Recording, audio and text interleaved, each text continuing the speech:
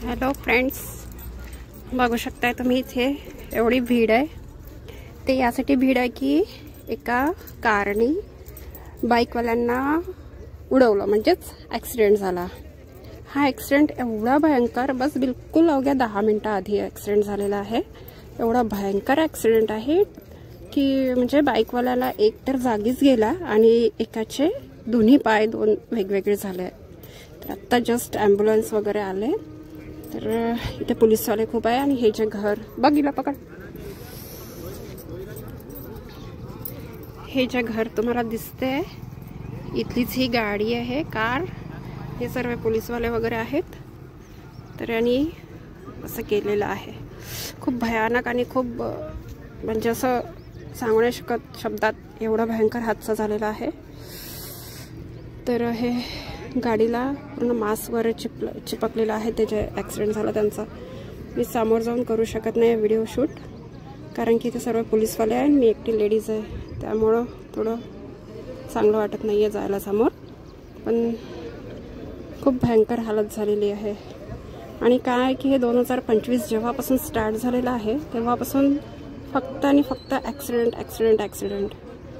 काही दिवसाआधी आमच्याकडे पण इतकं दर्दनाक म्हणजे घटना घडलेली आहे 5 जानेवारीला की माझे भासरे मॉर्निंग वॉकला निघाले होते सकाळी 5:15च्या दरम्यान। घरून निघाल्यावर बिलकुल 10 मिनिटाच्याच अंतरावर त्यांना एका स्कूल व्हॅनने उडवलं। तर ते जागीच अर्धा एक तास पडले राहिले, तिथे कोणी होतं नाही। त्याच्या कारण कसं म्हणजे सकाळची वेळ होती, पहाटे तर अंधार होता, तर कोणी होतं नाही त्या जागी। आणि ज्यांना बी 1-2 जणांना दिसलं तर त्यांना वाटलं की कोणतरी ड्रिंक करून पडलेलं आहे, त्यामुळे कोणी हात लावलेला नाही। आणि जेव्हा थोडं उजाडल्यावर कोणाला दिसलं, एक जण ते ओळखीचे तिथनं गेले, त्यांना ओळखलं त्यांनी, तर त्यांनी लगेच घरी फोन करून सांगितलं की तुमचे असं इथे झालेलं आहे, तर तुम्ही या लवकर म्हणून। तसंच माझा पुतण्या तिथे निघाला। तर हे सर्व घटना घडून जवळजवळ 1 तास झालेला होता। तर त्यांनी पटकन ऑटो बोलवला, तेव्हाच वेळेवर जे मिळालं त्या ऑटोमध्ये टाकला आणि अलेक्सिस हॉस्पिटलला घेऊन गेला। तर तिथे सांगितलं डॉक्टरांनी की ब्रेनला मार आहे, सिटी स्कॅन वगैरे केलं, तर त्यांनी ऑपरेशन सजेस्ट केलं होतं। तर आम्ही तिथे न ठेवता त्यांना न्यूरॉन हॉस्पिटलला घेऊन गेलो। तर तिथे त्यांचं ऑपरेशन वगैरे झालं। डॉक्टरांनी सांगितलं का ऑपरेशन तर सक्सेस झालं, पण होश येईपर्यंत आम्ही सांगू शकत नाही। तर तेव्हा जे बेहोश झाले होते ॲक्सिडेंटमध्ये, तर त्यांनी डबल होश आलाच नाही आणि डोळे उघडलेच नाही। म्हणजेच 13 तारखेला त्यांनी शेवटचा श्वास घेतला आणि ॲक्सिडेंटमध्ये ते गेले। तर बघू शकता हे गाडीची दशा अशी झालेली आहे, असं आहे। आणि ते खाली ते काही पन्नी लागलेली असं गाडीला एवढं झालं, तर समजू शकता तुम्ही किती भयंकर। जागीच 2 स्पॉटवर गेले आहे। तर अशी आमच्याकडे जस्ट आता घटना झालेली आहे। तर ही घटना जस्ट आधी आजचा 10वा दिवस आहे आमच्याकडे।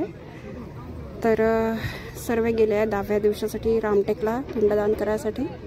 आम्ही घरी होतो सर्व साफसफाई करत, तर आता ही घटना झाली।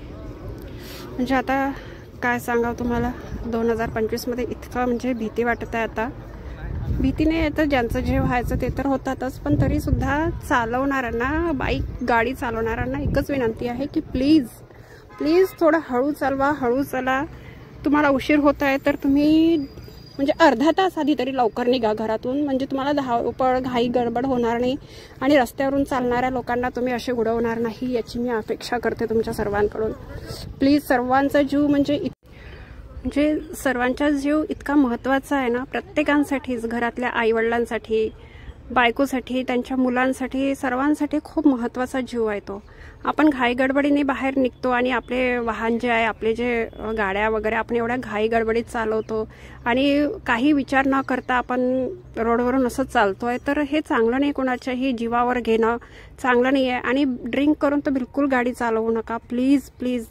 इतकं म्हणजे आपल्याला इतकं पोलिसांनी इतकं म्हणजे हे दिलेले आहेत, नियम दिलेले आहेत, पण आपण त्या नियमांचं बिलकुल उल्लंघन करतो, त्याच्यावर बिलकुल बी आपण फॉलो करत नाही। हे ट्रॅफिक किती सारे आपल्यासाठी रूल्स लावलेले आहेत, पण बिलकुल आपण फॉलो करत नाही त्याचा। तर एकच विनंती आहे की प्लीज रोडवरून चालताना थोडं व्यवस्थित चाला. तुमचा आणि समोरच्यांचा पण जीव सर्वांसाठी खूप महत्त्वाचा आहे. आणि हे सर्व हादसे होण्यासाठी काय, एक तर तुमच्यावर पोलीस केस लागणार, काय जे काही तुमचे होणार ते तर होणारच, आणि काही दिवसांनी ते सगळं बरं होऊन जाते.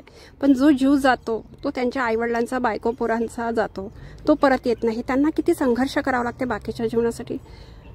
आता याच्यानंतर मी काही बोलू शकत नाही, पण सर्वांना एकच विनंती आहे, प्लीज थोडं कंट्रोल करून चला. आपल्या गाड्यांवर कंट्रोल करा, स्वतःवर नियंत्रण ठेवा, गाड्यांवर नियंत्रण ठेवा. लोकांचे जीव असे उडवू नका प्लीज.